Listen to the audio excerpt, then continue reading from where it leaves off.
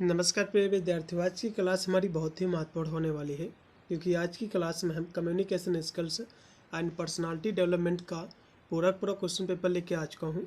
मैं बता दूं बच्चों, आपका पेपर जो है 7 जनवरी को जो है लगा हुआ है आपका थर्ड सेमेस्टर में कोर्स के तहत। कुछ भी जो कि विद्यार्थी जो हैं कुछ में communication skills and personality development का पेपर देना है और कुछ बच्चों का जो है एनएलटी की बेल्टी है और कुछ में जो है वाराणसी के संत उनके जो कि उनके एडमिट कार्ड में लिखा हुआ है। तो मैं सभी क्लासें के करके करा रहा हूं और जो भी क्लासें हमारी बच रही हैं उनको हम बहुत ही शीघ्र हम सारी क्लासें कंप्लीट करा देंगे। आज की क्लास में हम communication skills and personality development के हम क्वेश्चन पेपर को लेके आए हुए हैं। ये आपका जो क्वेश्चन पेपर है MGQP का ही क्वेश्चन पेपर है। ये हमारी बच्चों फर्स्ट क्लास है। इसकी सेकंड क्लास बहुत ही शीघ्र आ जाएगी। आपको केवल 2 क्लासें आपको देख के जाना है। यही 2 क्लासों के माध्यम से आपका जो है पूरा का पूरा कह सकते हो या फिर 90% जरूर आपका पेपर फंस जाएगा। आपके पासिंग मार्क्स इसी 2 क्लास के माध्यम से आ जाएंगे। इस क्लास में टॉप 50 क्वेश्चन में लेके आया हुआ हूँ। 50 क्वेश्चन की एक और भी हम क्लास कराएंगे। 2 क्लासें आपको अटेंड करके आपको जाना है। ये आपका पेपर जो है BA BSc BCom BBA सभी कोर्सों का 7 जो है जनवरी को लगा हुआ है। ठीक है, चलेगा। इन सभी प्रश्नों को देखेंगे। इसमें जो है 1.5 घंटा आपका समय दिया जाएगा। पूरा पेपर आपका 100 नंबर का आएगा। इसमें 50 क्वेश्चन केवल आपके पूछे जाएंगे और भी MCQ के। चलेगा, इसका पहला क्वेश्चन देखिएगा, आपके स्क्रीन पे आ चुका है कि बायोडाटा का उद्देश्य क्या है आपको बताना है। देखो, बायोडाटा का जो उद्देश्य होता है कौशल, अनुभव, योग्यता का सारांश जो है प्रदान करना, इसका जो उद्देश्य रहता है। इसमें का दूसरा अगला क्वेश्चन भी आपका है 2 नंबर है कि समूह चर्चा में उपयोग की जाने वाली एक विधि क्या है आपको बताना है। देखो, समूह चर्चा में उपयोग की जाने वाली जो एक विधि है उसको हम टीम के सदस्यों के बीच विचार मंथन सत्र इसको हम कह सकते हैं। इसमें का डी। ठीक है, इसमें का जो राइट आपका विकल्प हो जाएगा आपका डी ऑप्शन। अगला क्वेश्चन भी आपका है जो कि 3 नंबर क्वेश्चन है कि समूह चर्चा में किसमें जो है राय और विचार जो है व्यक्त करना शामिल है आपको बताना है। तो किसमें शामिल है तो कहोगे भागीदारी जो है चरण में। किसमें शामिल है? भागीदारी चरण में। इसमें का तीसरा अगला क्वेश्चन भी आपका है 4 नंबर है कि प्रशिक्षण सेटिंग में समूह चर्चा का अनुकरण करने की एक सामान्य विधि है। कौन सी विधि है? तो आपकी जो विधि है निर्दिष्ट भूमिकाओं के साथ भूमिका निभाने वाले परिदृश्य है। इसमें का दूसरा अगला क्वेश्चन भी आपका है 5 नंबर कि मानव व्यवहार का क्या तात्पर्य है आपको ये बताना है। देखो बच्चों, मानव व्यवहार का जो तात्पर्य होता है ये होता है मनुष्य की जो क्रियाएं हैं, जो प्रक्रियाएं हैं, ये होती है। इसमें का तीसरा ऑप्शन। अगला क्वेश्चन भी आपका है 6 नंबर है कि व्यक्तिगत व्यवहार का उदाहरण है। तो व्यक्तिगत व्यवहार का कौन सा उदाहरण है तो कहोगे व्यक्तिगत जो है निर्णय लेना, ये व्यक्तिगत व्यवहार का एक उदाहरण है। इसमें का लगाओ दूसरा। फिर आपका है 7 नंबर क्वेश्चन है आत्म जागरूकता विकसित करने में क्या शामिल है। आत्म जागरूकता विकसित करने में क्या शामिल है आपको ये बताना है। तो कहोगे इसमें जो शामिल है किसी की भावनाओं, शक्तियों और कमजोरियों को जो समझना। बिल्कुल, इसमें का दूसरा लगाओ।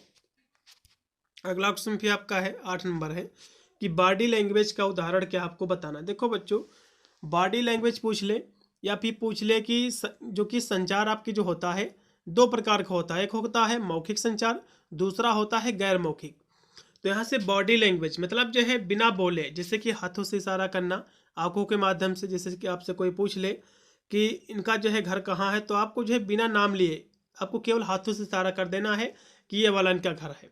ठीक है, तो बिना बोले, बिना शब्दों को व्यक्त किए, जो बॉडी लैंग्वेज के माध्यम से, बॉडी पार्ट के माध्यम से जिस चीज़ का जो है कह सकते हैं उसके बारे में जो बताया जाता है या फिर इशारा किया जाता है, इसी को हम बॉडी लैंग्वेज कहते हैं। जैसे कि हाव भाव, चेहरे का भाव, मुद्रा, तो ये सब क्या है? बॉडी लैंग्वेज है। इसमें का लगाओ तीसरा। अगला क्वेश्चन भी आपका है 9 नंबर क्वेश्चन है बच्चों कि अशाब्दिक संचार का उदाहरण क्या आपको बताना। देखो, एक होता है शाब्दिक संचार, एक होता है शाब्दिक संचार जिसमें शब्दों का प्रयोग किया जाता है। जैसे कि हम अब बोल रहे हैं तो हम जो कह रहे हैं मतलब हम शाब्दिक संचार कह रहे हैं। मतलब ये शाब्दिक संचार कहलाएगा। और जिसमें जो है शब्दों का उल्लेख नहीं किया जाता है, जिसमें बोला नहीं जाता है बल्कि केवल इशारा किया जाता है, तो इसको हम गैर जो है शाब्दिक कहते हैं, मतलब जिसको हम अशाब्दिक कहते हैं। तो इसमें अशाब्दिक संचार का उदाहरण क्या है, तो जोर से बोलना, ये भैया शाब्दिक संचार है, अशाब्दिक संचार नहीं है।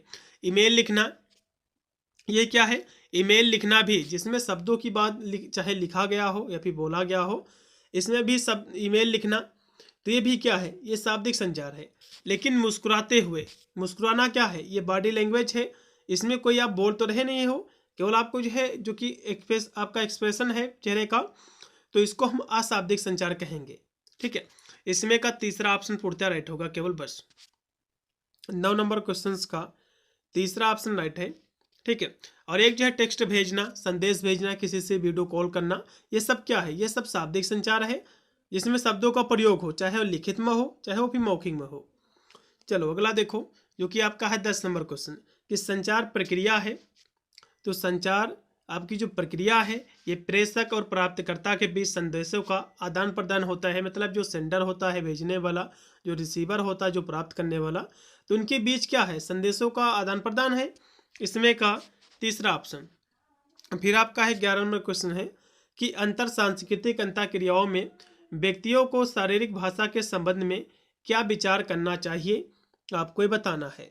इनको जो विचार करना चाहिए, सांस्कृतिक मानदंडों और प्रथाओं को अपनाना चाहिए। इसमें का तीसरा 11 नंबर क्वेश्चन का सी ऑप्शन राइट है। फिर आपका है 12 नंबर क्वेश्चन कि व्यावसायिक शिष्टाचार को समझना क्यों महत्वपूर्ण है, आपको बताना है क्यों महत्वपूर्ण है। तो यह जो है व्यावसायिक संबंध बनाने में ये मदद करता है, हेल्प करता है। इसमें का राइट होगा आपका दूसरा। फिर आपका है 13 नंबर क्वेश्चन है कि सोशल मीडिया शिष्टाचार के लिए महत्वपूर्ण जो कि दिशा निर्देश क्या है, आपको ये बताना है। इसके लिए जो दिशा निर्देश है, सम्मानजनक और पेशेवर संचार में संलग्न होना, इसमें का दूसरा लगाओ, पूर्णतः राइट होगा। अगला क्वेश्चन भी आपका है 14 नंबर कि व्यक्तिगत विकास के लिए आत्म जागरूकता क्यों महत्वपूर्ण है। तो आत्म जागरूकता जो महत्वपूर्ण है, या किसी की ताकत और कमजोरियों की समझ को ये बढ़ाता है। इसमें का दूसरा। फिर आपका है 15 नंबर क्वेश्चन है कि बॉडी लैंग्वेज क्या है। तो बॉडी लैंग्वेज अभी आपको बताया कि इशारे करना, ठीक है, किसी को आँख मारना है, फिर अन्य इस तरह की जो बिना बोले, ठीक है, शारीरिक जितने भी आपके चाहे बॉडी पार्ट, चाहे किसी भी पार्ट से, चाहे हाथों के माध्यम से, आंखों के माध्यम से इशारा करना, चेहरे के भाव आदि के माध्यम से जो गैर मौखिक जो संचार होता है, इसी को हम बॉडी लैंग्वेज कहते हैं। इसमें का दूसरा है। फिर आपका है 16 नंबर क्वेश्चन है कि सांस्कृतिक भिन्नता शारीरिक भाषा को कैसे प्रभावित कर सकती है, आपको बताना है। तो ये जो है विभिन्न संस्कृतियाँ इशारों की जो है अलग अलग व्याख्या कर सकती हैं। इसमें का दूसरा लगाओ। 16 नंबर क्वेश्चन का भी है।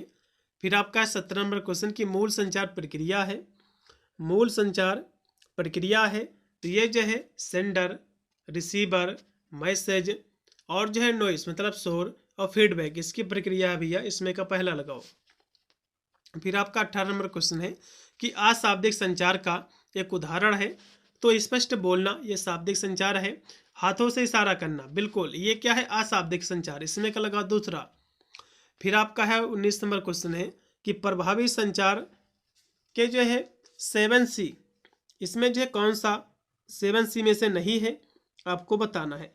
देखो प्रभावी संचार में जो 7C है बच्चों, मैं आपको इसमें थोड़ा सा मैं आपको बता दूं विस्तृत में, ये आपके एग्जाम में क्वेश्चन जो है बनेगा। तो 7C में बच्चों जो 7C है, एक का मतलब होता है क्लियरिटी, जिसको स्पष्टता हम कहते हैं। फिर दूसरा जो कि करेक्टनेस है, और कोहेरेंस है, कंप्लीटनेस है। तो इस तरह से 7C आती हैं, जिसमें से हम हिंदी में तो कहें तो स्पष्टता, संक्षिप्तता, स्थूलता, यथार्थता और जो है संपूर्णता, शिष्टाचार, तो ये सब चीज़ें इसमें आते हैं 7C में।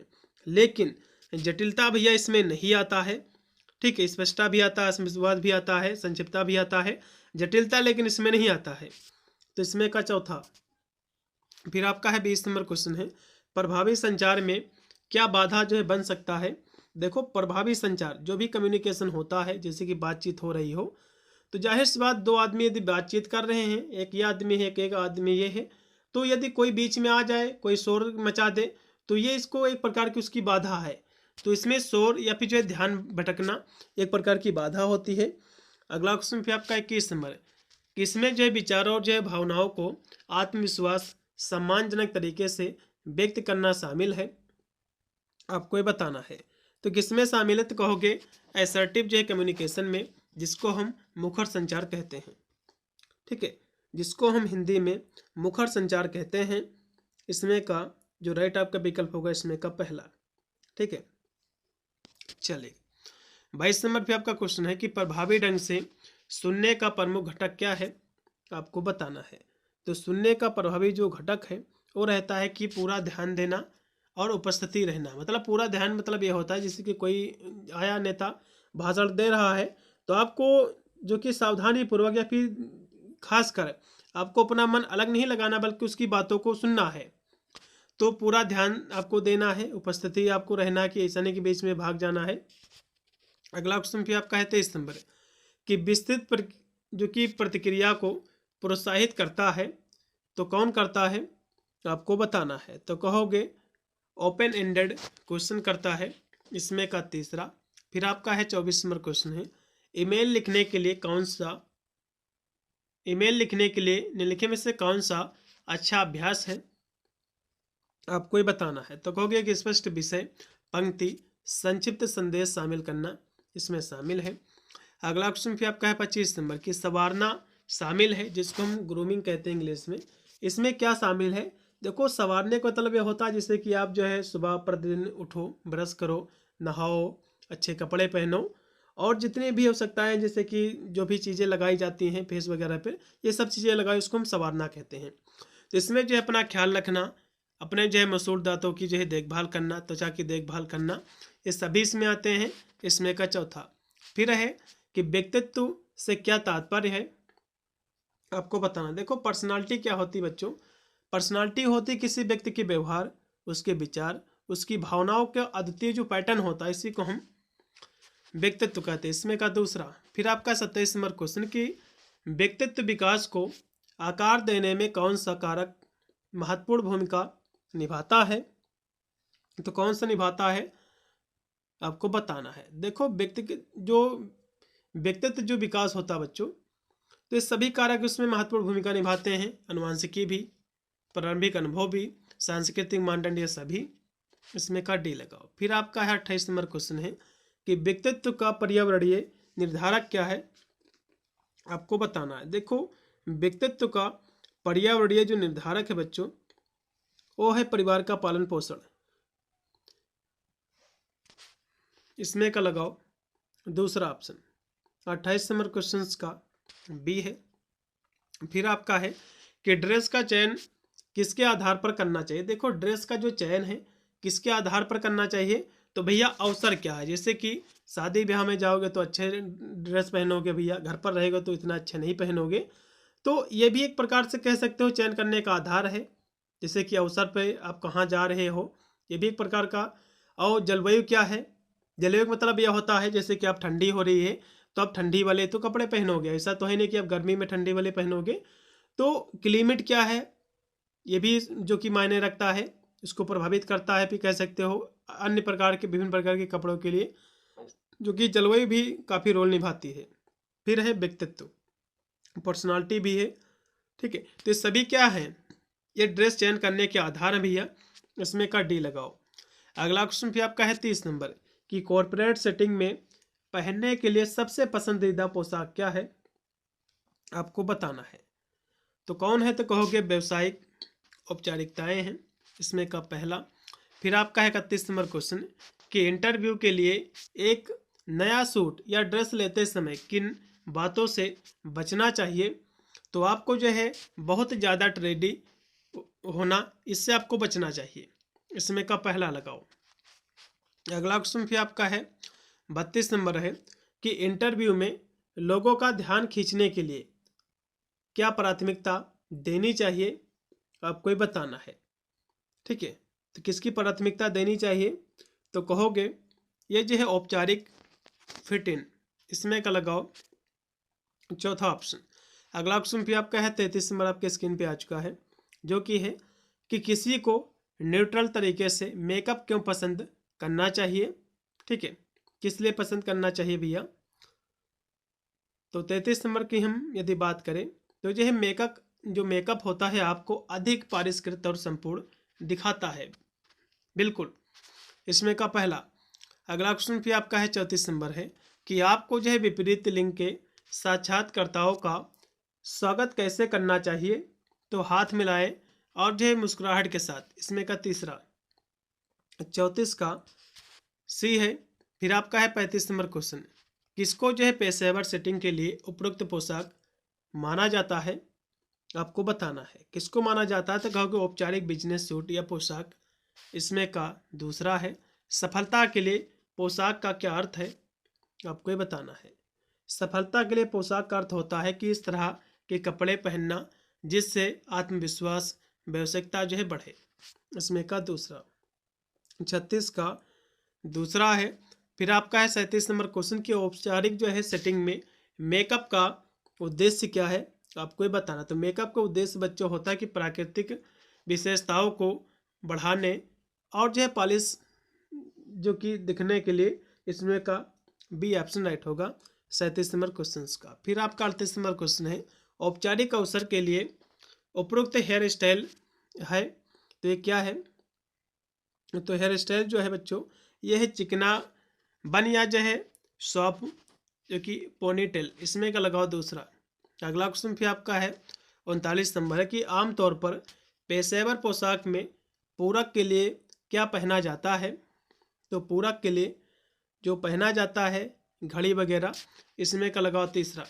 अगला क्वेश्चन फिर आपका है 40 नंबर कि समग्र सौंदर्य के लिए मौखिक स्वच्छता क्यों महत्वपूर्ण है? तो ये जो महत्वपूर्ण है या जो है ताजी सांस और आत्मविश्वास भरी मुस्कान योगदान ये देता है। इसमें का दूसरा। अगला क्वेश्चन भी आपका है 41 नंबर कि मौखिक स्वच्छता बनाए रखने के लिए एक सामान्य दंत चिकित्सा पद्धति कौन सी है? तो कहोगे प्रतिदिन 2 बार दांतों को साफ करना। इसमें का दूसरा। फिर है सांसों की दुर्गंध में योगदान देता है। तो नियमित जो है ब्रश करना। नहीं भैया, जब नियमित ब्रश करोगे तो आपको क्यों फिर जो है दुर्गंध आएगी? रोजाना जो कि फ्लशिंग करना, इससे भी नहीं। जीभ साफ ना करना, बिल्कुल जब जीभ आप जब साफ नहीं करोगे तो सांसों की दुर्गंध में योगदान हो सकता है। इसमें का तीसरा। अगला क्वेश्चन फिर आपका है 43 नंबर, समूह चर्चा आगे जो है बढ़नी चाहिए। तो किससे बढ़नी चाहिए? समूह चर्चा आगे बढ़नी चाहिए भैया सत्यता के साथ, ट्रू के साथ। इसमें का पहला। अगला क्वेश्चन फिर आपका है 44 नंबर, समूह चर्चा में किससे बचना चाहिए?